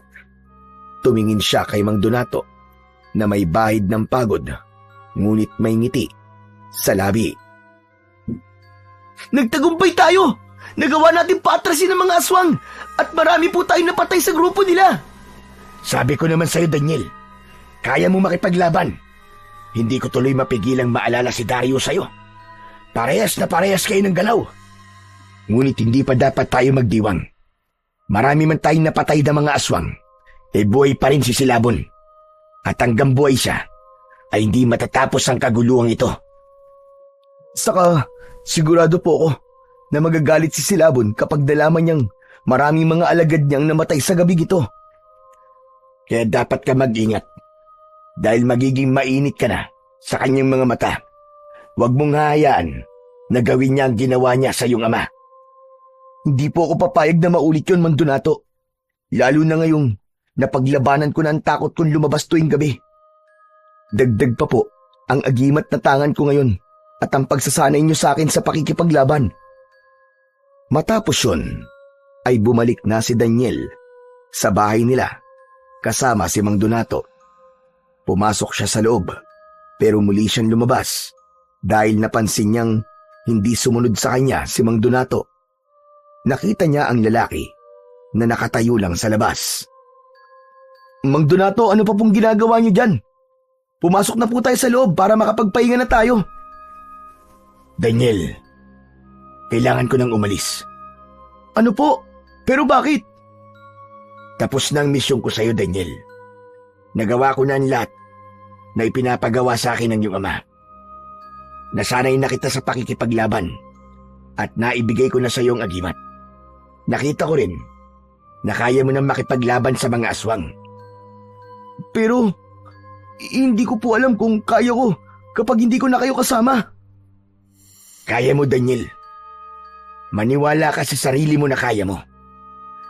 Ngayon ay nasa iyong mga kamay na ang magiging kapalaran ng iyong baryo. At palagi mong tatandaan na kung nasaan man si Dario ngayon, ay paniguradong ipinagmamalaki ka niya. Dahil unti-unti mo na sinusundan ang kanyang yapak. Tapusin mo ang misyon na hindi niya natapos, Daniel. Kung kailangan niyo na po talagang umalis, ay hindi ko na po kayo pipigilan. Gusto ko po ulit na magpasalamat sa inyo sa lahat po ng tulong na ginawa niyo para sa akin.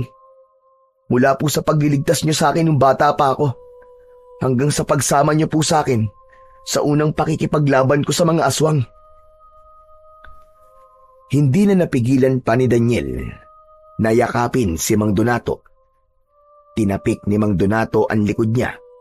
Habang yakap ni Daniel si Mang Donato, ay may kakaibang lukso ng dugo siyang naramdaman. Pakiramdam niya ay hindi yun ang unang beses na nagkita sila. Nang kumalas na sila sa pagkakayakap, ay ngumiti si Mang Donato. Ipagpatuloy mo ang pakikipaglaban mo sa kasamaan, Daniel. Ipakita mo sa lahat na ikaw ay tunay na anak ng isang magiting na manunugis. At huwag mong kakalimutan na palaging tumawag sa nasa itaas dahil tanging siya lamang ang nag-iisang hindi ka iiwan sa lahat ng klase ng laban mo sa buhay.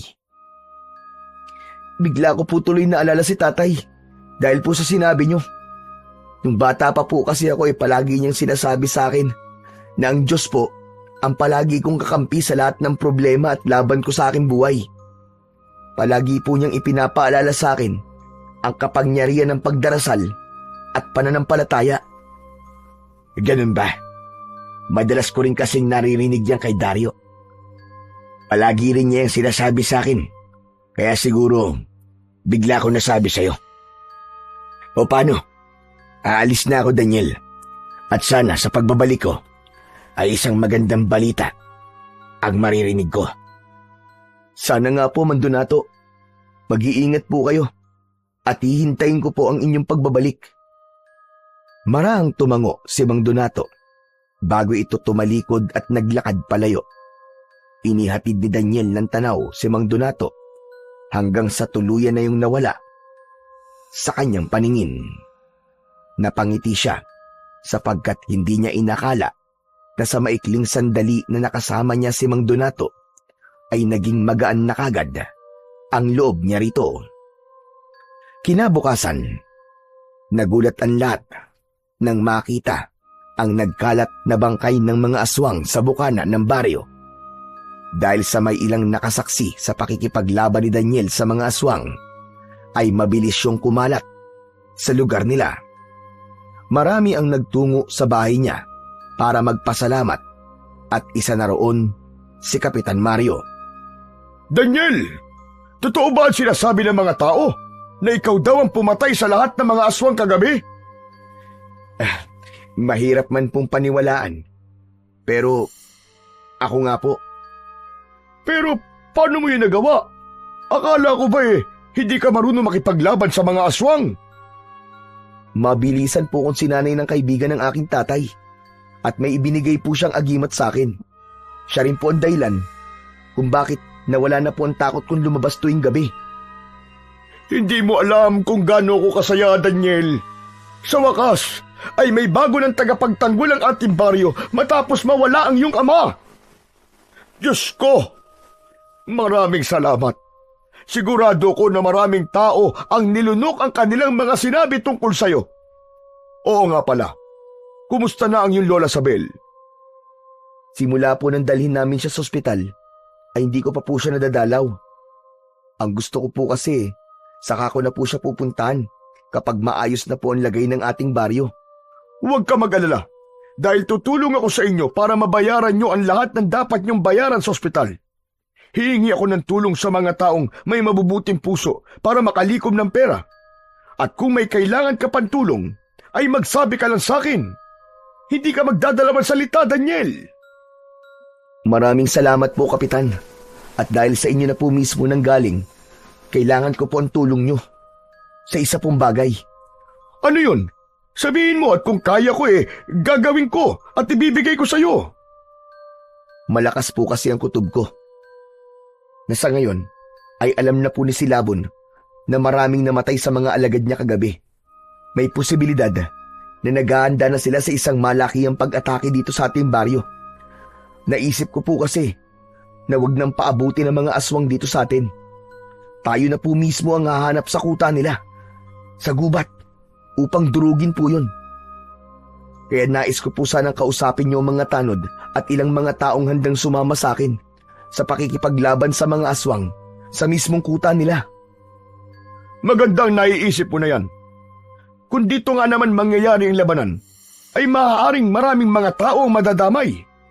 Huwag ka mag-alala, dahil gagawin ko ang sinabi mo agad-agad. Anong oras pala tayo magsisimula sa paghahanap sa kuta ng mga aswang? Bago po sana kumagat ang dilim. Sana sa ganung oras po mahanap na po natin ang kuta ni na Sibulan. Pakisabihan na rin po ang mga sasama na magdala ng kahit na anong sandata. Hindi na nagtagal ang pag-uusap ng dalawa at agad na umalis si Kapitan Mario para gawin ang sinabi ni Daniel. Papasok na sana si Daniel nang biglang si Hector naman ang dumating. Napakalaki ng ngiti nito habang nakatingin kay Daniel. Wow, grabe! Imba ka na talaga! Grabe ka, tol! Usap-usapan ka ngayon sa buong baryo natin, ah! Alam mo, sobra akong proud sa'yo. Sabi ko na nga, kaya mo ring maging kagaya ng tatay mo. Pero tol, paano ka ba natutong makipaglaban sa mga aswang? May nagturo lang sa akin, tol. Kaibigan ni tatay. Parang gusto ko tuloy makilala ang kaibigan na yan ng tatay mo, ah.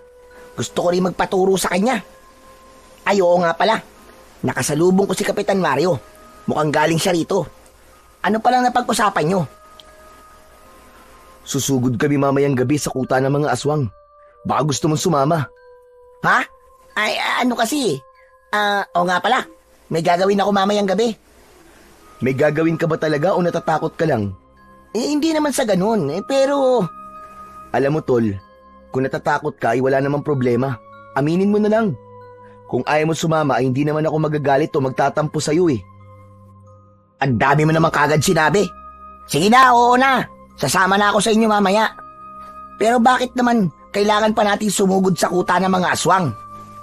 Dahil kung dito magaganap ang labanan, ay siguradong may mga taong madadamay. Kung sa kuta nila natin sila haharapin, ay wala tayong masyadong iisipin. Oo nga no. Sa bagay, may punto ka. Kung ganun, ay uuwi na muna ako sa amin, ha, para hasain yung itak ni tatay. Yun na lang ang dadalhin kong sandata mamaya. Bumalik ka rito bago dumilim, ha, at baka maiwanan ka namin. Sige, magkita na lang tayo mamaya.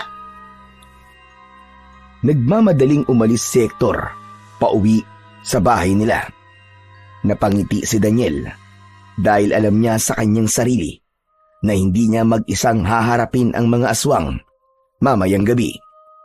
Napakasaya niya ng mga sandaling yon dahil kasama niya ang kanilang baryo na dudurog sa kuta ng mga aswang. Bago tuluyang kumagat ang dilim, ay nagtipon na ang ilang mga tanod at kalalakian sa harapan ng bahay ni na Daniel. Lahat ay may dalang sandata, gaya ng itak at kawayang may tulis sa dulo. Naroon din si Hector at si Kapitan Mario na nasa tabi ni Daniel. Nasa unahan naman si Daniel ng mga kasama niyang susugod sa kuta ng mga aswang. Kinausap ko na kayong lahat kanina, kaya alam niyo na ang ating gagawin. Ngayong gabi ay susugod tayo sa kuta ng mga aswang bago pa sila sumalakay sa atin. Alam ko mga kasama na lahat tayo ay takot. Pero kung mananatili tayong tahimik at patuloy na matatakot, malamang bukas o makalawa ay pamilya naman natin ang mapapatay ng mga aswang. Ngayon na ang tamang pagkakataon para ipakita natin na hindi tayo alipin ng takot. Ngayon ang oras para ipagtanggol natin ang ating baryo laban sa mga aswang. Hindi ko man may papangako magiging madali ang ating pakikipaglaban, pero sinisiguro ko na tayo ang mananalo. Matapos yung sabihin ni Daniel, ay sumiklab ang hiyawan ng mga kalalakihan. Ang mga mata ng mga naroon na kanina ay puno ng pangamba, ay napalitan ng apoy ng tapang. Sa gabing yun, sa harap ng bahay ni Daniel, ay nabuo ang panata ng mga tao na lalaban sila hanggang sa huling hininga upang tapusin ang kasamaan ng mga aswang at ipaghiganti ang kanilang mga mahal sa buhay. Agad na kumilos sina Daniel at nagtungo na sila sa gubat upang hanapin ang kuta ng mga aswang. Nasa unahan si Daniel at nilakasan niya ang kanyang pakiramdam. Nang tuluyan ng kumagat ang kadiliman, ay ang bilog na buwan ang naging kanilang tanglaw. Hindi na sila nagdala ng sulo o lampara dahil magiging dahilan pa yon para madali silang makita ng mga aswang. Daniel, sadali lang. Kanina pa tayo naglalakad pero hanggang ngayon, hindi pa rin natin nakikita ang kuta ni Silabon. Sigurado ka ba na narito sa gubat ang ating hinahanap? Sigurado po ako, Kapitan. Hindi ba't sa bibig na po mismo nang galing ni Silabon na dito po matatagpuan ang kanilang kuta sa gubat? Kailangan lang po na maging matyaga tayo sa paghahanap. Nagpatuloy sina Daniel sa kanilang misyon. Tahimik silang naglakad at siniguro nilang kahit marami sila ay hindi sila gagawa ng ingay. Hanggang sa may nakita si Daniel na gumagalaw sa hindi kalayuan. Sumenya siya sa kanyang mga kasama na yumuko at magtago ang mga yon. Kapitan, nakikita niyo ba yung aswang na yun? Nakikita ko. Mukhang may kinakain siya na kung anong hayop. Dito lang po muna kayo at susundan ko siya. Sigurado ko na magpupunta yan sa kuta nila. Kahit na anong mangyari, ay wag po kayong aalis dito hanggat hindi ako bumabalik. Sige, naiintindihan ko. Mag-iingat ka, Daniel. Hihintayin kita dito. Matyagang naghintay si Daniel. Nang matapos na ang aswang sa pagkain sa isang hayop, ay mabilis yung tumakbo palayo. Sinundan ni Daniel ang aswang hanggang sa may natanaw siya sa hindi kalayuan na mga liwanag na nagmumula sa sulo ng mga apoy. Nagtago siya sa likod ng isang puno at sumilip siya mula roon. Kitang-kita ni Daniel si Silabon na nasa unahan ng mga alagad nitong aswang. May sinasabi si Silabon, ngunit hindi niya yun masyadong marinig. Sa wakas, hayop ka. Nakita ko na rin ang kuta nyo. Kailangan ko nang bumalikin na, Kapitan, para makasalakay na kami sa kuta ng mga aswang. Pagharap ni Daniel sa kanyang likuran, ay nagulat siya dahil may 2 aswang ang nakatayo roon. Mabilis na sinunggaban ng mga aswang ang magkabila ang braso ni Daniel. Nagpumigla siya noong una, ngunit isang ideya ang biglang pumasok sa kanyang utak. Hindi na siya nanlaban at hinayaan na lamang niyang dalhin siya ng mga aswang sa harapan ni Silabon. Anong ginagawa ng taong yan dito? Sino ka? Napakalakas naman ang iyong loob na magtungo sa aming kuta. Hindi mo ba ako natatandaan? Ako ang apo ng matandang babae na pinagtangkaan mong patayin. Ako rin ang bunsong anak ni Dario. At ako rin ang tatapos sa kasamaan mo. Tignan mo nga naman ang pagkakataon. Ang buong akala ko ay napatay ko na ang buong pamilya ni Dario. Ngunit hindi pa pala. Dahil hindi hinayaan ng Diyos na mamatay ako. Dahil ako ang tatapos sa'yo, Silabon. Ako ang dudurog sa kuta niyong mga aswang! Masyado mo ko pinapatawa. Ano namang laban ang kagaya mo sa isang aswang na kagaya ko? Hambog ka, gaya ng iyong ama. Bakit hindi mo ako subukan? Hindi ko sasayangin ang oras ko sa'yo. Bakit? Dahil ba natatakot ka? Wala akong kinatatakutan. Kung ganon, sige. Pagbibigyan kita. Magharap tayo ngayong gabi. Ngunit huwag kang magsisisi kung ngayong gabi ay susunod ka na sa hukay ng iyong ama. Pakawalan niyo siya. Huwag kayong makikialam at hayaan niyo kong patayin ang anak na yan ni Dario. Pinakawalan ng dalawang aswang si Daniel. Pinalibutan sina Daniel at si Labon ng mga aswang. Inilabas ni Daniel ang kanyang itak. Unang umatake si Silabon. Iiwasan sana ni Daniel ang aswang pero nagawa nitong masugatan ang kanyang dibdib gamit ang matutulis nitong mga kuko. Naramdaman niya ang sakit ngunit hindi niya yun ipinakita. Mahina ka rin, gaya ng iyong ama na pinaslang ko. Magpasalamat ka dahil binigyan pa kita ng oras na kalabanin ako. Hindi ako titigil hanggat hindi ka nakakapagbayad sa lahat ng kasamaan mo. Nakakatawa ka talaga. Isa ka lang binatang desperado na nagtatapang-tapangan sa harapan ko. Muling umatake si Silabon. Tatagain sana ito ni Daniel pero naunang tumama sa kanya ang malakas na sipa ni Silabon. Tumama yun sa kanyang sikmura. Tumalsik siya at bumagsak sa lupa. Naghiyawan ng mga aswang na naroon sa labis na kasiyahan sa nangyari kay Daniel. Nakangising naglakad si Silabon papalapit sa nakabagsak na si Daniel. O ano? Ano ka ngayon? Sige, tumayo ka riyan. Hindi pa ako tapos sa'yo, matapang na binata. Dahil ngayon pa lang ako nasisiyahan. Gusto pa kitang paglaruan. Sige, tumayo ka! Nang nasa harapan na ni Daniel si Silabon, ay itinaas nito ang isang paa para tapakan siya.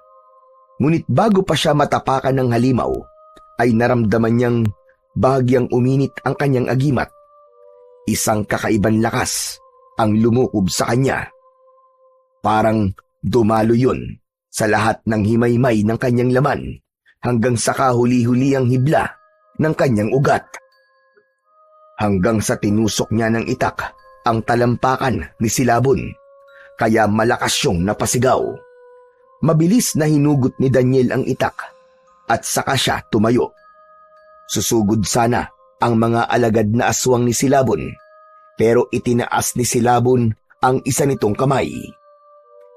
Hindi ba't sabi ko ay huwag kayong makikialam? Laban ko ito. Hindi ko kailangan ng inyong tulong upang patayin ang anak ni Dario na isang mahinang nilalang.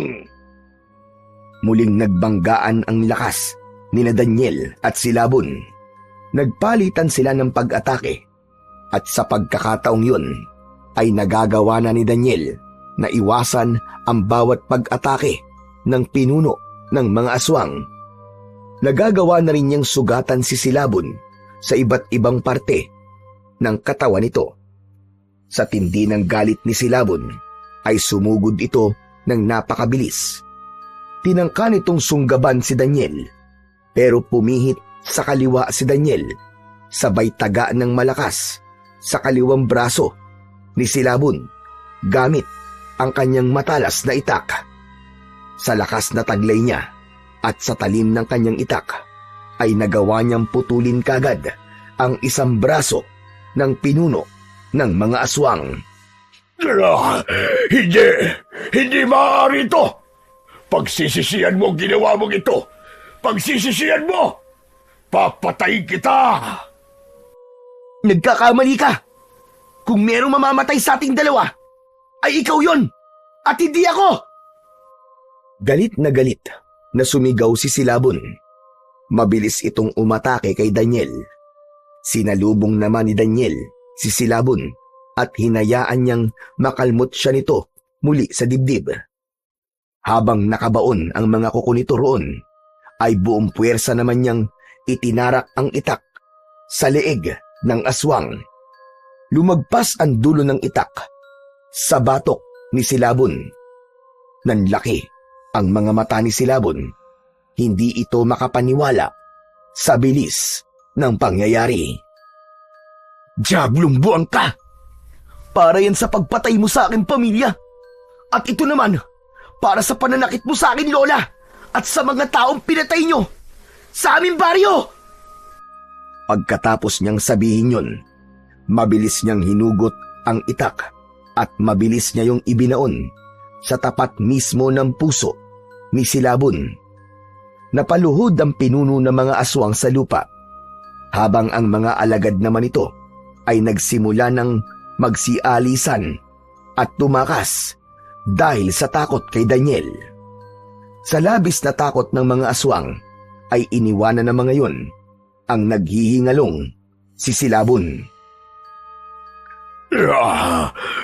Mapatay mo man ako, pero sinisiguro ko na marami pa ang darating para pabagsakin ka. Tandaan mo ang araw na ito. Maghihiganti ang aming lipi sa inyong mga tao. Kung may darating pa na mga kagaya mo, ay papatayin at dudurugin ko rin sila, gaya ng ginawa ko sa'yo. Hayop ka! Ang dami mong pinahirapan. Ang dami mong pinatay. Ang dapat sa'yo, pinupugutan ng ulo. Marahas na hinugot ni Daniel ang itak sa dibdib ni Silabon. Sumagap si Silabon ng huling hininga. Bago yun mawalan ng hininga, malakas na iwinasiwas ni Daniel ang kanyang itak patungo sa leeg ni Silabon. Pinugutan niya ng ulo ang pinuno ng mga aswang. Tumalsik ang ulo nito at bumagsak sa lupa.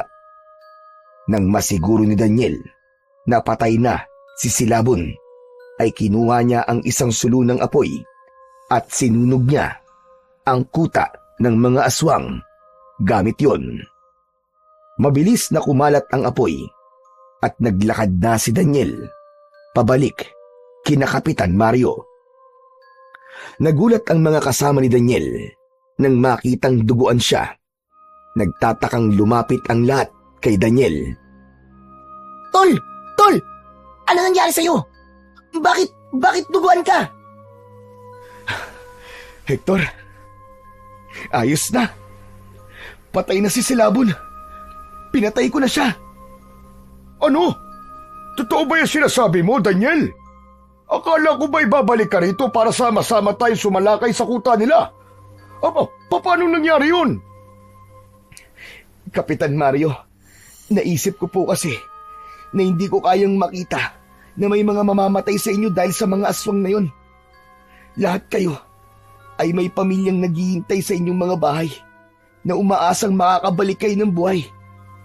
Kaya naman ho, nagdesisyon na po akong harapin si Silabon na mag-isa. Teka, tol. Kung ganun, wala nang aswangan sa sakop sa ating baryo dahil patay na ang pinuno nila. Tama ka, Hector. Wala na. May mga alagad man si Silabon na nakatakas, pero sigurado ako na matatakot na silang bumalik dito dahil wala na ang kanilang pinuno. Mula ngayon, Hector, Kapitan, malaya na ang baryo natin. Ligtas na tayong lahat. Labis na natuwa ang mga kasama ni Daniel sa kanyang tagumpay. Pero para kay Daniel, hindi lang sa kanya ang tagumpay na yon, kundi sa kanilang lahat dahil muli na silang makakatulog ng payapa sa gabi. Pagkatapos nun, ay sama-samang bumalik sa baryo sina Daniel. Nang makarating si Daniel sa bahay nila, ay natuwa siya nang makita si Mang Donato na nasa labas. Mang Donato!